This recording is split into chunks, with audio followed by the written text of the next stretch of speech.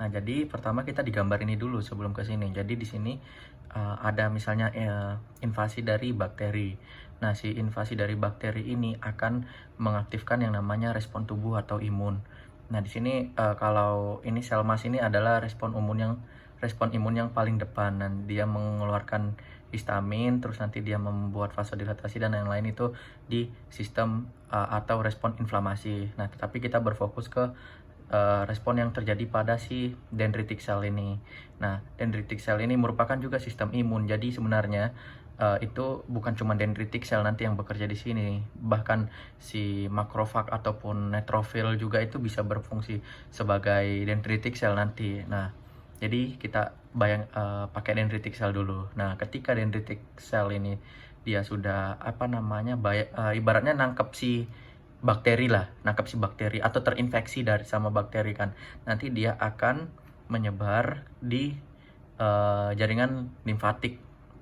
Nah, saluran limfatik nanti dia akan ke bagian di limfoid nodul. Nah, kenapa ke limfoid nodul? Karena nanti akan berhubungan dengan si limfosit B dan limfosit T. Karena limfosit B dan limfosit T itu dominannya ada di limfoid nodul. Nah, sekarang kita ke gambar ini. Tapi di sini kurang jelas. Aku ke gambar. Nah di sini. Jadi ini terjadi di limfoid nodul. Nah, tapi mulainya dari sini. Nah, si dendritic cell ini tadi membawa si bakterinya ini. Nah, nanti bakterinya dibawa ke limfoid nodul, nanti diubah menjadi antigen. Nah, proses pengubahan antigen ini itu ibaratnya representatif dari si bakteri.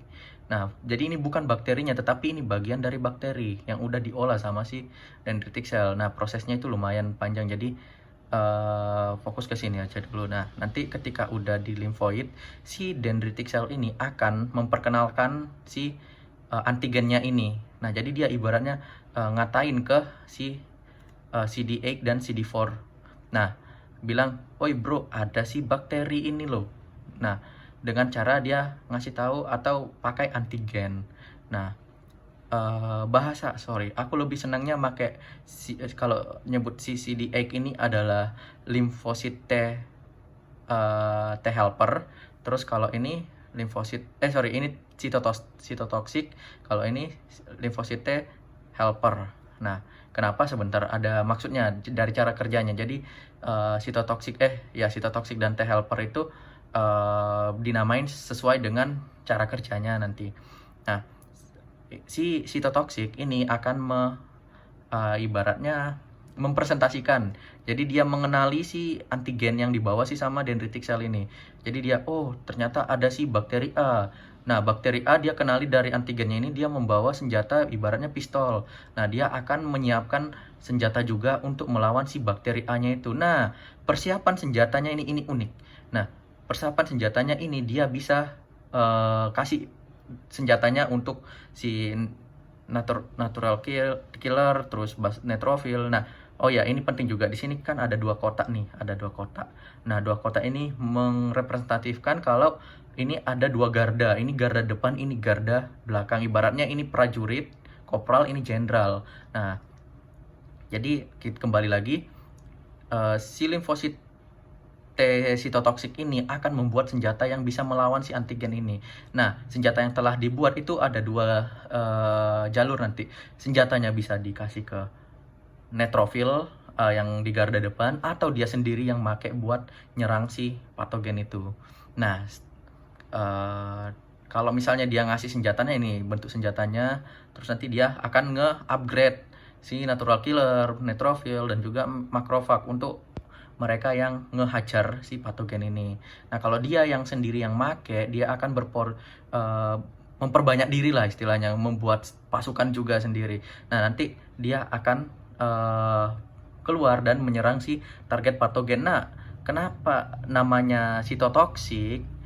Dari dua kata, sito dan toksik. Nah, sito dari kata sitoplasma dan toksik artinya racun. Jadi, cara nyerangnya dia itu dengan cara mengeluarkan racun yang berasal dari sitoplasmanya. Nah, cara ngehancurin si patogennya gimana? Cara ngehancurinnya nanti si racun ini akan nempel di membrannya si patogen. Atau bukan cuma patogen. Kalau misalnya dia mau nyerang si sel yang rusak, dia akan apa namanya, cairan sitoplasmanya ini akan nyerang si membran sel yang rusak, sehingga sel yang rusaknya ini akan hancur, jeder, kayak gitu.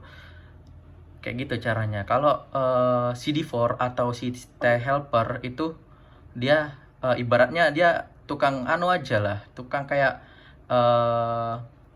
cepu. Nah, dia cepu. Jadi dia nggak ngelawan si patogen ini, dia cuman cepuin aja. Jadi dia apa namanya, nge-representatif si antigen ini. Oh, dia tahu, oh ternyata ada nih bakteri ini, oke aku mau cepuin ke sel B. Nah, nanti sel B ini yang akan ngelawan si patogen. Dengan caranya gimana? Nah, si CD4 ini atau T helper ini nanti akan memperbanyak diri juga, terus ngasih tahu si sel B, oi bro, ada si bakteri A. Terus si sel B, oh iya kah bro, oke aku akan lawan. Nah, nanti si sel B ini akan ngelawan dengan cara memproduksi si antibody. Nah, antibodinya ini nanti akan ngelawan si patogen, kayak gitu. Nah, uniknya sedikit ke sistem imun. Jadi si sel apa namanya, T helper ini selain dia cepu ke sel B, ada sel ini kan dia fungsinya proliferatif, nanti dia akan jadi dua batalion, satu batalion untuk cepu ke si sel B, satu batalionnya untuk apa ibaratnya kayak saksi gitu loh. Jadi batalion yang satunya ini akan tetap diam di lymphoid nodule untuk ngasih tahu kalau misalnya tiba-tiba contoh neutrofil datang ke lymphoid nodule, terus si neutrofil minta, bro ada job ke si T helper, bro ada job kah?